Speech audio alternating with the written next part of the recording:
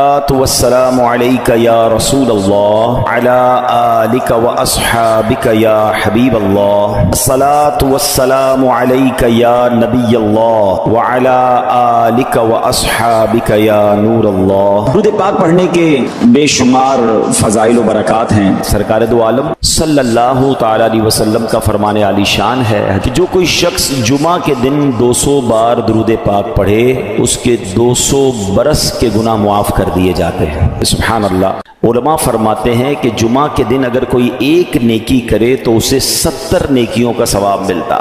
ہمیں اس دن تلاش کر کر کے نیکیاں کرنی چاہیے، درود پاک پڑھیں، تلاوت قرآن کریں، ہو سکے تو جمعہ کے دن سورہ یاسین پڑھیں۔ صلو علی الحبیب صلی اللہ تعالی علی محمد صلی اللہ علیہ وسلم۔ نبی پاک صلی اللہ تعالی علیہ وسلم کا فرمان ہے جس کا مضمون ہے کہ مرنے کے بعد بندے کا اعمال نامہ منقطع ہو جاتا ہے، ڈسکنیکٹ ہو جاتا ہے۔ ہم مر جائیں گے، اب نیکیاں نہیں کر سکیں گے، مرنے کے بعد ایک بار سبحان اللہ کہنے کا موقع بھی نہیں ملے گا، مگر فرمایا 3 باتوں کے علاوہ 3 چیزیں جاری رہتی ہیں مرنے کے بعد بھی۔ نمبر 1، علم بندہ چھوڑ کر جائے، حدیث پاک کا مضمون ہے، جو باقی رہے لوگ اس سے نفع اٹھاتے رہیں۔ تو علماء کتابیں لکھ کر جاتے ہیں، طلباء چھوڑ کر جاتے ہیں، پھر پیچھے علم چلتا رہتا ہے اور ان کو قبر میں ثواب کا تحفہ ملتا ہے۔ دوسرا فرمایا صدقہ جاریہ، بندہ زندگی میں کوئی ایسا کام کر جائے، صدقہ جاریہ والے، مسجد بنا دی، مدرسہ بنا دیا، کنواں کھدوا دیا، درخت لگا دیا، بہت سارے ایسے کام ہیں جو جاری رہتے ہیں، تو بندہ دنیا سے چلا جائے گا، وہ نیکی چلتی رہے گی، اسے قبر میں ثواب ملتا رہے گا۔ تیسری بات نبی پاک علیہ الصلوۃ والسلام نے فرمائی وہ یہ ہے کہ جب نیک اولاد ہو اور وہ مرنے کے بعد والدین کے لیے دعائے مغفرت کرے، ایصال ثواب کرے، تو مرنے کے بعد والد کو یا اس کی والدہ کو قبر میں اس کا ثواب ملتا ہے۔ سبحان اللہ۔ اور پھر اولاد حافظ قرآن ہو، اللہ اکبر۔ حفظ قرآن کے فضائل اس قدر بیان ہوئے، احادیث کا مضمون ہے کہ جو حافظ قرآن ہوتا ہے نا، وہ حافظ قرآن جس نے قرآن کو یاد کیا، اس کے حلال کو حلال جانا، اس کے حرام کو حرام جانا، بروز قیامت وہ اپنے گھر والوں میں سے ایسے 10 لوگوں کی شفاعت کرے گا جن پر گناہوں کی وجہ سے جہنم واجب ہو چکا تھا، اتنے گناہ ہو گئے تھے کہ جہنمی بن گئے تھے، مگر حافظ قرآن ایسے 10 لوگوں کو گویا جہنم سے نکال کر جنت میں لے جائے گا۔ قیامت کے دن جنہوں نے قرآن حفظ کیا ہوگا، قرآن پڑھا ہوگا، ان کے والدین کو جنتی لباس پہنایا جائے گا، جنت کا تاج پہنایا جائے گا۔ وہ پوچھیں گے یا اللہ یہ عزت، یہ اکرام کس وجہ سے؟ فرمایا جائے گا تمہاری اولاد کے قرآن کو تھامنے کی وجہ سے۔ اپنے بچوں کو عالم بنائیں، اپنے بچوں کو حافظ قرآن بنائیں۔ نبی پاک علیہ السلام کا فرمان عالی شان ہے، جو شخص اپنے بیٹے کو ناظرہ قرآن کریم سکھائے اس کے سب اگلے پچھلے گناہ بخش دیے جاتے ہیں، اور جس نے اپنے بچے کو بغیر دیکھے پڑھنا سکھایا تو اللہ تعالیٰ اس باپ کو 14ویں رات کے چاند کی مانند اٹھائے گا اور اس کے بیٹے سے کہا جائے گا پڑھ۔ جب بھی وہ ایک آیت پڑھے گا اللہ تعالیٰ اس کے باپ کا ایک درجہ بلند فرما دے گا، یہاں تک کہ وہ پورا قرآن پاک ختم کر لے۔ سبحان اللہ۔ بچے کو قرآن سکھانا کس قدر فضیلت کا باعث ہے۔ آج نارملی ہم یونیورسٹیز، کالجز اور دنیا بھر کی تعلیم سکھانے کی فکر تو کرتے ہیں، اے میرے میٹھے اسلامی بھائیوں، کیا اپنے بچوں کو قرآن پڑھانے کی ہمیں فکر ہے؟ دنیا بھر میں جہاں کہیں ہیں دعوت اسلامی کے مدنی ماحول میں قرآن پاک سیکھنے سکھانے کا بڑا زبردست طریقہ موجود ہے، سسٹم موجود ہے۔ خود بھی قرآن پڑھیے اور اپنے بچوں کو بھی قرآن پاک کی تعلیم دیجیے۔ اللہ تعالی ہم سب کے دلوں کو نور قرآن سے منور فرمائے۔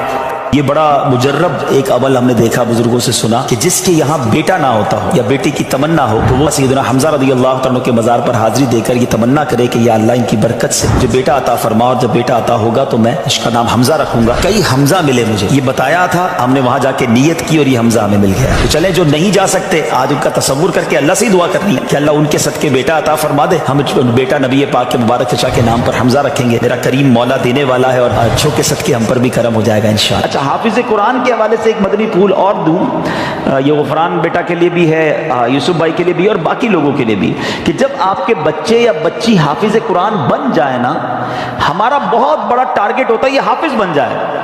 میرے حساب سے حافظ بنانا آسان ہے، حافظ برقرار رکھنا مشکل ہے۔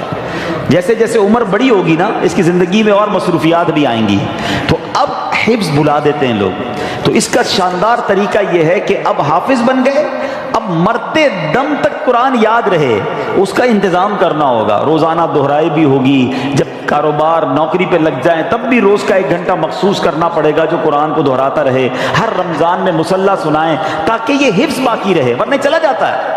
تو اگر آپ کو بچوں کو حافظ بنانا ہے بنانا چاہیے، لیکن اس کے بعد کا بھی نظام بنانا چاہیے۔ پہلے مدرسے میں پڑھاتے ہیں، حافظ بناتے ہیں، پھر اسکول میں ڈالتے ہیں، وہاں وہ جو مدری منا ہوتا ہے بابو بن جاتا ہے، اور اس کے بعد اس کو پتہ نہیں ایسی لائن میں ڈال دیتے ہیں کہ وہ سارا قرآن بھول جاتا ہے۔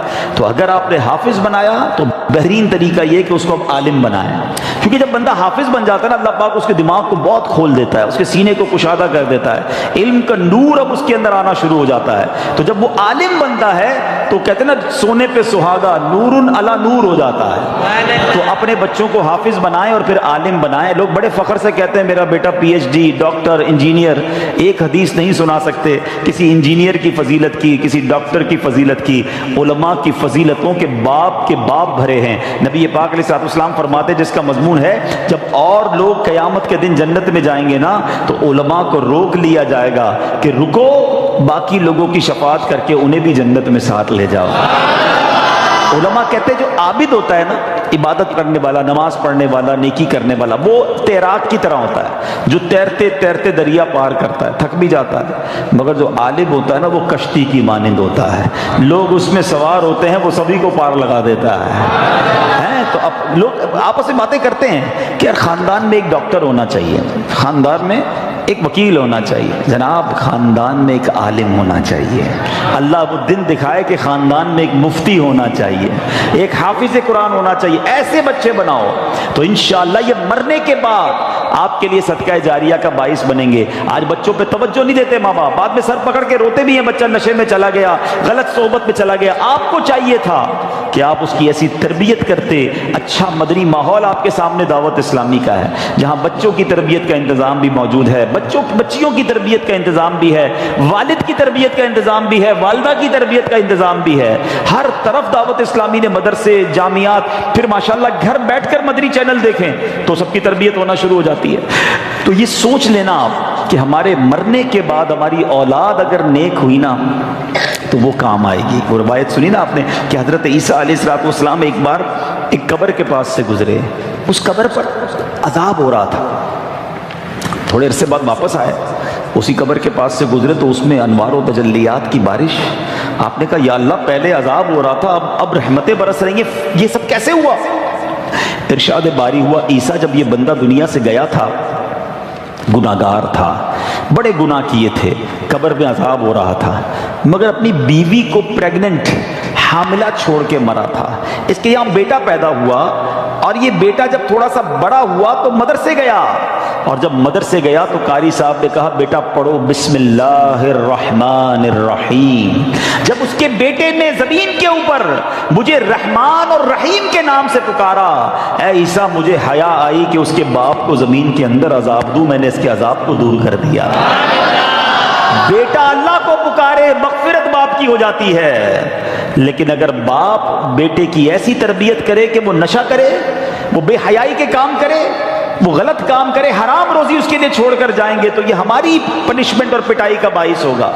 اللہ کرے کہ ہماری اولاد نیک بنے۔ اور یہاں اب میں بچوں سے بھی بات کر لوں کہ جن کے ماں باپ چلے گئے یا ماں باپ بوڑھے ہیں، ایسے کام نہ کرنا جس سے ماں باپ کو قبر میں تکلیف ہو۔ اگر وہ چلے گئے ہیں نا تو ان کے لیے خوب ایصال ثواب کرو، صدقہ خیرات کرو، نمازیں پڑھو، دعائیں کرو کہ اللہ ہمارے ماں باپ کی مغفرت کر دے، ان کی قبروں کو جنت کا باغ بنا دے۔ قرآن کہتا ہے کیسے دعا کرنی ہے، رب ارحمہما کما ربیانی صغیرا، اے اللہ ہمارے ماں باپ پر ایسے رحمت کر جیسے بچپن میں انہوں نے ہم پر رحمت کی، ہمیں تکلیف نہیں آنے دی، اپنے دامن میں چھپا لیتے تھے۔ اے اللہ اب قبر میں ہمارے ماں باپ تیری رحمت کے حوالے ہیں، اب تو اپنی رحمت کی چادر میں چھپا لے، میرے مولا ان کے گناہ معاف فرما اور ان کی قبروں کو جنت کا باغ بنا دے۔ تو بہرحال میں ایک بار پھر مبارکباد پیش کرتا ہوں اور باقی لوگوں کو بھی یہ درس دوں گا کہ اپنے بچوں کو دعوت اسلامی کے مدرسوں میں بھیجیں، جامعات میں بھیجیں، بچے عالم بن گئے، حافظ بن گئے، قرآن پڑھنے والے بن گئے۔ یاد رکھنا میرے آپ کے مرنے